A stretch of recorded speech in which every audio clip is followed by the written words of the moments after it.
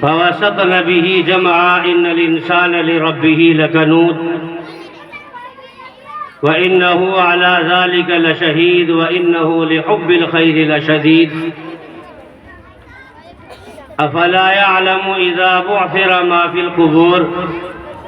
وحصل ما في الصدور إن ربهم بهم يومئذ لخبير صدق الله العظيم وصدق رسوله النبي الكريم۔ محترم بزرگوں اور عزیز ساتھیوں، آپ حضرات کو حضرت مولانا عاقل صاحب نے بتا دیا کہ 1:42 ہوئے تھے، اب 12:42 ہوئے تھے، اب 2 منٹ اور ہو گئے ہوں گے، 12:44 ہو گئے ہوں گے، اس میں اذان بھی ہوگی اور 1 بجے نماز ہوگی۔ مجھے کوئی اور بات تو کرنی ہی نہیں ہے، صرف مجھے آپ لوگوں کو جو آیتیں جو قرآن کی ایک صورت میں نے پڑھی ہے اس کے تعلق سے چند باتیں آپ کے سامنے عرض کرنی ہے، اور اس کے بعد آپ کی اپنی بات کو ختم کر دینا۔ بچوں، یہ اکھاڑا نہیں ہے، جلسے کا ہے، چلو بھگ جاؤ سب، جو جس کو نہیں سننا چل بھگ جا، چل نہیں تو بیٹھ جاؤ، نہیں تو بھگ جاؤ۔ تو بھائیوں، میں نے قرآن کی ایک پوری سورت پڑھی ہے، اس میں اللہ تعالیٰ نے انسانوں کو ایک جانور کی مثال دے کر سمجھایا کہ جب ایک انسان ایک جانور کے ساتھ حسن سلوک کرتا ہے، اس کی دیکھ بھال کرتا ہے، اس کی ضرورتوں کو پورا کرتا ہے، اس کے کھانے اور پینے کا انتظام کرتا ہے،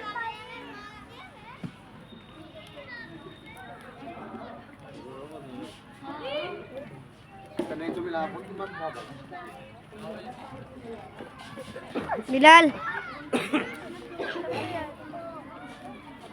اور آگے تو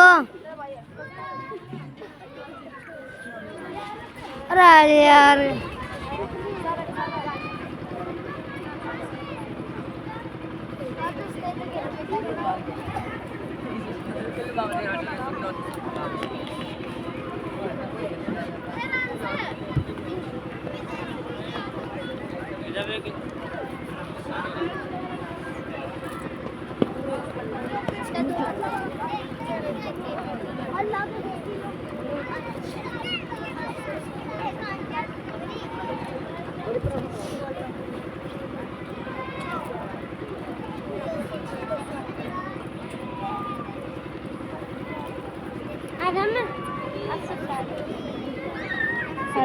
کتنا ہو گیا؟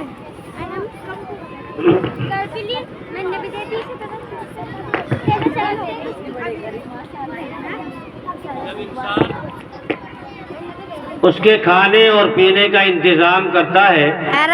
کتنا ہو گیا؟ اس کے سردی اور گرمی کے زندگی گزارنے کے جو اسباب ہیں ان کو مہیا کراتا ہے، تو وہ جانور اس کا اتنا فرما بردار ہو جاتا ہے کہ جس طرح سے وہ انسان چاہتا ہے اس جانور کو استعمال کرتا ہے، اور وہ جانور اس انسان کی ذرا بھی نافرمانی نہیں کرتا۔ اسی کو اللہ تعالیٰ نے اس قرآن کریم کی صورت میں بیان فرمایا، اور پھر اس کے بعد اللہ تعالیٰ نے جو انسان اس دنیا میں پیدا فرمایا اس کا جو مقصد زندگی ہے اس کو بیان فرمایا۔ تو اللہ تعالیٰ فرماتا ہے وَالْعَادِيَاتِ ضَبْحًا فَالْمُورِيَاتِ قَدْحًا فَالْمُغِيرَاتِ صُبْحًا فَأَثَرْنَ بِهِ نَقْعًا فَوَسَطْنَ بِهِ جَمْعًا۔ یہ یہاں تک اللہ نے ایک جانور کی مثال بیان فرمائی جس کو ہم گھوڑے کے نام سے یاد فرماتے ہیں۔ اللہ تعالیٰ نے فرمایا کہ جب انسان اس گھوڑے کو حکم فرماتا ہے، اللہ نے جنگ کے میدان کا ذکر قرآن میں فرمایا۔ ایک تو ہوتا ہے کہ انسان اس گھوڑے کو اپنی کسی ضرورت میں استعمال کرے، بلکہ اللہ نے ذکر بھی ایسے موقع کا فرمایا کہ جس میں جانے سے اچھے اچھے کتراتے ہیں۔ جنگ کا میدان کوئی عام میدان نہیں ہوتا، کھیل کا میدان نہیں ہوتا، بلکہ جنگ کا میدان وہ میدان ہوتا ہے جس میں اس کو آدمی کو یہ وہ نہیں معلوم ہوتا کہ تجھے زندہ رہنا ہے یا مر جانا ہے، بلکہ اللہ تعالیٰ نے اسی میدان کا ذکر گھوڑے کے ساتھ فرمایا اور کہا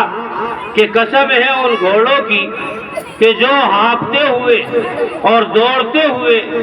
اور ٹاپ مارتے ہوئے اور اپنی ٹاپوں سے جو ریتیلی زمین ہوتی ہے ان میں دھول اڑاتے ہوئے اور جو پتھریلی زمین ہوتی ہے ان میں شعلوں کو بھڑکاتے ہوئے دوڑتے ہوئے دشمنوں میں گھس جاتے ہیں۔ یہ ان ساری آیتوں کا ترجمہ ہے جو میں نے پڑھی تھی۔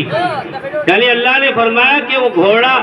جس کے لیے انسان صرف کھانے اور پینے کا انتظام کرتا ہے، اس کے سردی اور گرمی سے بچنے کا انتظام کرتا ہے، وہ گھوڑا اس آدمی کا اتنا فرما بردار ہو جاتا ہے کہ جب آدمی اس کو جنگ کے میدان میں لے کے جاتا ہے تو وہ اپنے مالک کی ذرا بھی نافرمانی نہیں کرتا، وہ اپنے آدمی مالک کی فرما برداری میں دشمنوں پر ٹوٹ پڑتا ہے، اور اتنی تیز وہ دوڑتا ہے کہ اللہ نے فرمایا کہ جو پتھریلی زمین ہوتی ہے جب وہ دوڑتا ہے تو اس کے جو پیروں میں کھری لگی ہوتی ہے ان کھریوں کی وجہ سے ان پتھریلی زمین پر چنگاریاں اڑتی ہیں، شعلے اڑتے ہیں، یعنی اتنی تیز وہ دوڑتا ہے۔ اور اللہ نے فرمایا دوسری آیت میں اگلی میں کہ جب وہ دوڑتا ہے، آپ نے دیکھا ہوگا کہ جہاں ریگستانی زمین ہوتی ہے، ریت ہوتا ہے، صبح میں جب صبح ہوتی ہے تو وہ ریت بالکل برابر دکھائی دیتا ہے، جب اوس پڑتی ہے تو وہ ریت برابر ہو جاتا ہے، وہاں پر کسی کے پیروں کے نشان نہیں دکھائی دیتے بلکہ وہ برابر ہو جاتا ہے۔ جب وہ گھوڑے دوڑتے ہیں اپنی مالک کی فرما برداری میں تو ان کی دوڑنے کی وجہ سے اس برابر زمین پر دھول اڑتی ہے، غبار اڑتا ہے، وہ تو اللہ تعالیٰ فرماتا ہے کہ جب ایک انسان جس گھوڑے کے لیے اتنے انتظامات فرماتا ہے وہ اپنے مالک کا اتنا فرما بردار ہوتا ہے، اور تو ہم تو مالک ہیں انسان کے۔ بتانے کا مقصد یہ ہے کہ اللہ نے انسان کو پیدا فرمایا ہے، اللہ نے گھوڑے کو بھی پیدا فرمایا، اور جو گھوڑے کے چارہ اور پانی ہے اس کو بھی اللہ نے پیدا فرمایا، لیکن انسان کرتا کیا ہے کہ خالی اس کو پیدا کرتا ہے، اس کو زمین سے بو دیتا ہے اور زمین میں اگ جاتا ہے، یا جس کے پاس زمین نہیں بازار سے خرید کے لے آتا ہے، نل سے ایک بالٹی پانی بھر کر اس کو پلا دیتا ہے، اور وہ پینے کے بعد میں اس کھانے کو کھانے کے بعد میں اپنے مالک کی اتنی فرما برداری کرتا ہے۔ اللہ نے اسی کو بیان فرمایا کہ ان الانسان لربہ لکنود، کہ انسان تو ہے ہی ناشکرا۔ اللہ نے اتنی ساری چیزوں کو انسان کے لیے پیدا فرمایا اور پھر بھی انسان اللہ کی نافرمانی کرتا ہے، اللہ کی باتوں کو نہیں مانتا ہے، اللہ کے بتائے ہوئے احکامات پر اپنی زندگی کو نہیں گزارتا ہے، اللہ کے رسول صلی اللہ علیہ وسلم کے بتائے ہوئے طریقے پر اپنی زندگی کو نہیں گزارتا ہے۔ آگے اللہ نے فرمایا وَإِنَّهُ لِحُبِّ الْخَيْرِ لَشَدِيدٌ، کہ انسان اس مال کے لالچ میں اتنا سخت ہے، اس کے دل میں اتنی محبت ہے کہ اس کو اس کی محبت میں کچھ نظر نہیں آ رہا۔ وَإِنَّهُ لِحُبِّ الْخَيْرِ لَشَدِيدٌ أَفَلَا يَعْلَمُ إِذَا بُعْثِرَ مَا فِي الْقُبُورِ۔ اللہ نے آگے فرمایا، اللہ نے بتایا کہ انسان تو ابھی دنیا میں اپنی اولاد میں پھنس کر، اپنے کاروبار میں پھنس کر، اپنے مال میں پھنس کر تو ہمیں بھولا ہوا ہے، ہمارے راستے سے ہٹ کر اپنی زندگی کو گزار رہا ہے، کوئی بات نہیں ہے، لیکن اللہ تعالیٰ کا کام ہے بتانا، اور اللہ نے اسی کام پر لگایا علماء کو، ان کا کام بھی ہے بتانا، اور ہر آدمی کا کام ہے عمل کرنا۔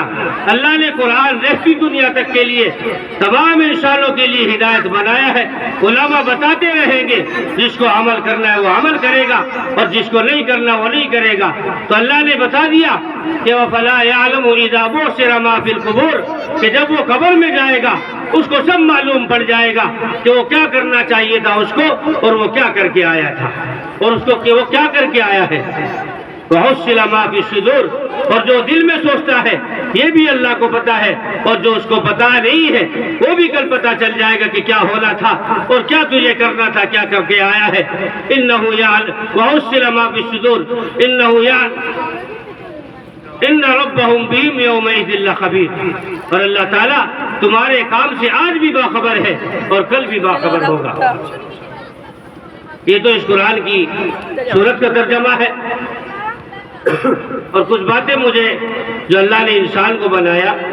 اس کے تعلق سے بتانی، اللہ نے قرآن میں فرمایا هل اتى على الانسان حين من الدهر لم يكن شيئا مذكورا انا خلقنا الانسان من نطفة امشاج نبتليه فجعلناه سميعا بصيرا انا هديناه السبيل اما شاكرا واما كفورا انا اعتدنا للكافرين سلاسل واغلالا وسعيرا۔ اس آیت میں اللہ نے انسان کا ذکر فرمایا۔ ہم سمجھتے ہیں کہ آج جو ہم ہیں ہم ایسے ہی تھے، بلکہ ہم ایسے نہیں تھے۔ اللہ نے بتایا ہم کیا تھے۔ اللہ نے فرمایا کہ ایک انسان پر ایک زمانہ ایسا بھی آیا ہے کہ اس زمانے میں اس کا نام لینے والا کوئی نہیں تھا۔ هل اتى على الانسان حين من الدهر لم يكن شيئا مذكورا، کوئی تیرا نام لینے والا نہیں تھا۔ کسی کو پتا نہیں تھا کہ آج ایوب بھی پیدا ہوگا،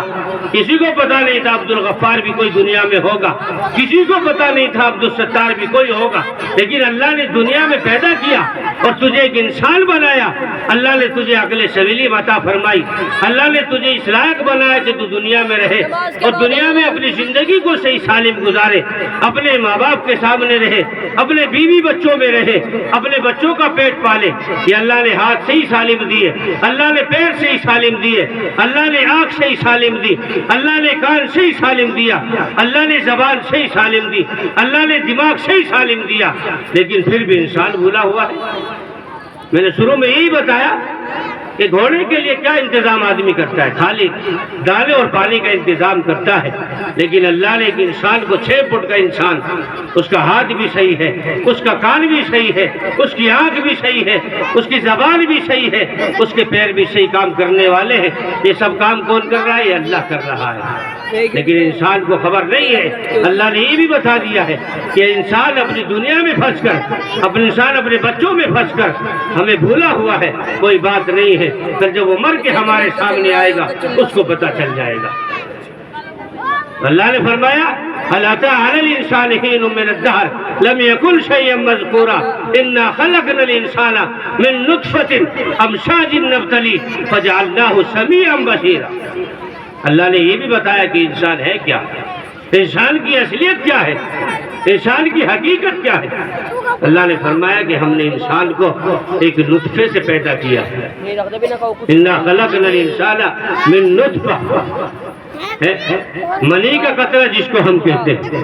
رات میں کسی کو لائٹ فیل ہو جائے تو کپڑے پہ ہاتھ نہیں لگاتا۔ یہ انسان کی اصلیت ہے۔ اگر ایک بار آدمی سوچے گا کہ میں کیا ہوں، کوئی حقیقت نہیں ہے انسان کی، لیکن انسان اس دنیا کے دھندوں میں پھنس کر، اپنے کاروبار میں پھنس کر اپنے آپ کو نہ جانے کیا سمجھ رہا ہے۔